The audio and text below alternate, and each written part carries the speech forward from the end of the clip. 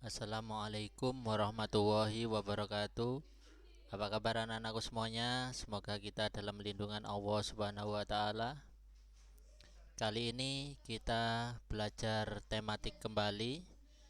Kita belajar tema 1 indahnya kebersamaan, subtema 1 keberagaman budaya bangsaku, pembelajaran 5. Baik anak-anakku semuanya, sudah kita pelajari sebelumnya bahwa kita ketahui bersama Indonesia memiliki keberagaman budaya yang sangat bervariasi, mulai dari Sabang hingga Merauke. Ya, sekarang kita akan mempelajari mengenai suku-suku yang ada di Indonesia. Apa saja? Mari kita bahas bersama. Suku itu apa sih anak-anakku? Suku merupakan sekelompok manusia yang memiliki latar belakang budaya yang sama. Jadi, karena latar belakang mereka yang samalah sehingga mereka membentuk sekelompok suku. Misalkan di Pulau Jawa, mereka membentuk suku Jawa. Nah, seperti itu. Nanti kita akan bahas lebih rinci lagi mengenai suku-suku yang ada di Indonesia, termasuk yang membedakan antara suku yang satu dengan suku yang lain, sehingga kita menambah wawasan kita mengenai suku-suku yang ada di Indonesia. Suku-suku yang ada di Indonesia itu memiliki ciri khas. Ciri khas itu apa sih anak-anak?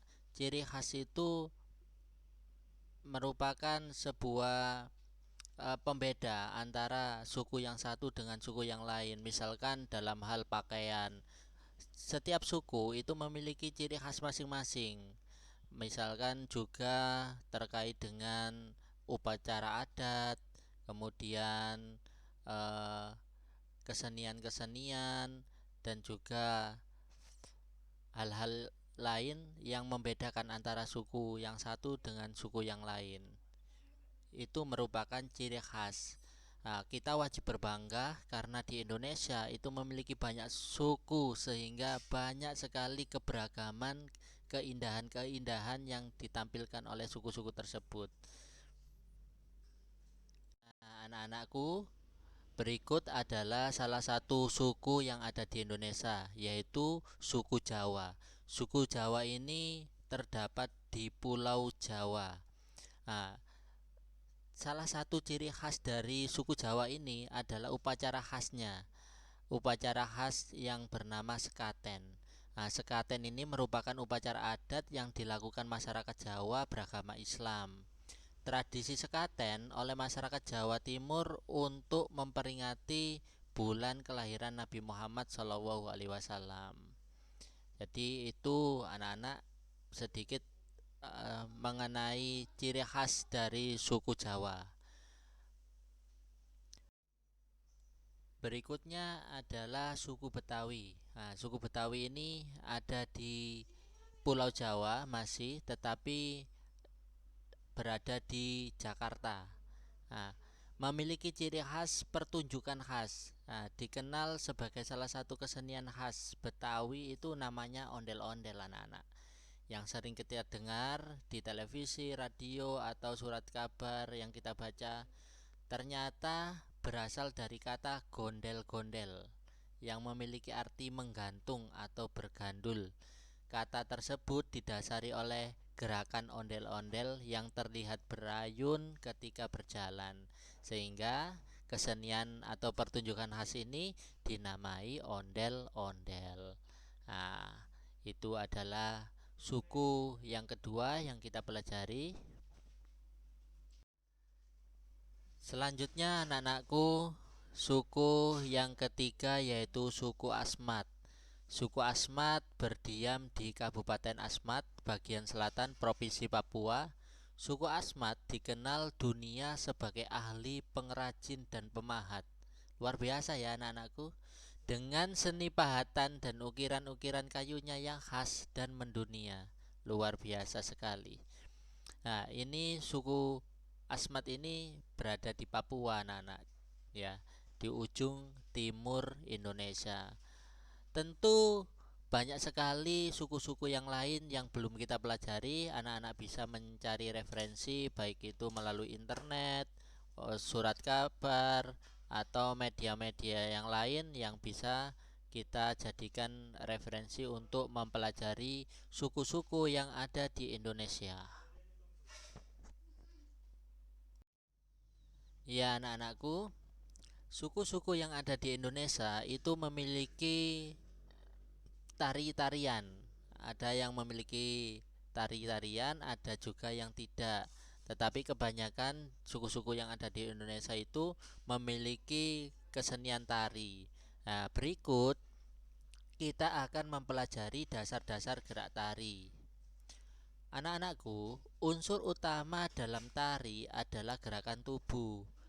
Gerakan tubuh dalam tari berfungsi untuk mengekspresikan suasana atau tema dalam tari tersebut. Anak-anak, kemarin kita sudah pelajari, ada yang sudah bisa. Nah, yang sudah bisa komen ya.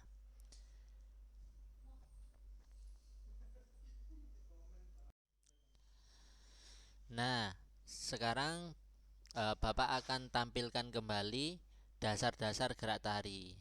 Gerakan 1 dan gerakan 2 kemarin sudah dicontohkan oleh Ustazah Ria. Penari berjalan berdampingan dengan kedua tangan melentik di samping badan. Penari bergerak ke kiri dan ke kanan.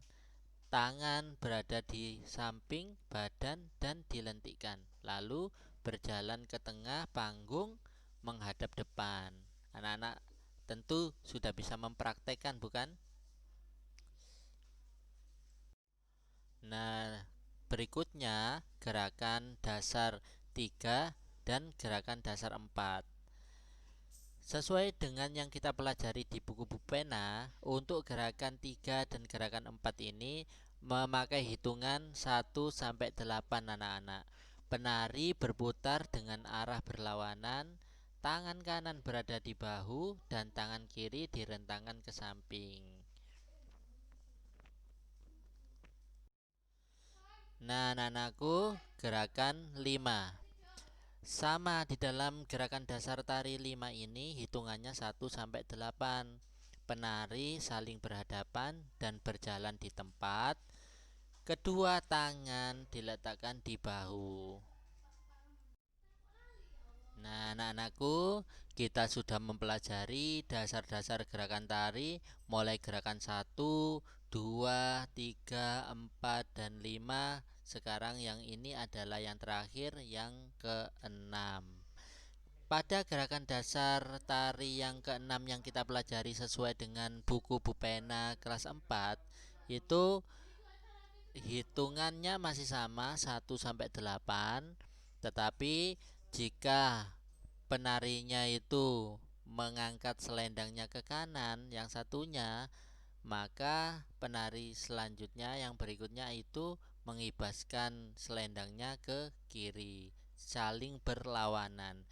Begitu juga jika penari mengibaskan selendangnya ke kanan, maka penari satunya itu mengibaskan selendang ke kiri. Baik anak-anakku, kita sudah mempelajari semua gerakan-gerakan tari itu.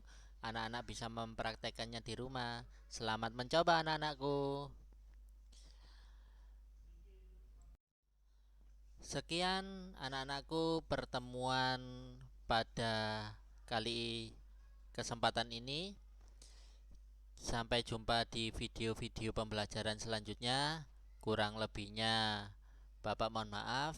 Tetap semangat meskipun belajar di rumah. Jangan lupa selalu mematuhi protokol kesehatan dan juga melaksanakan ibadah baik wajib maupun sunnah.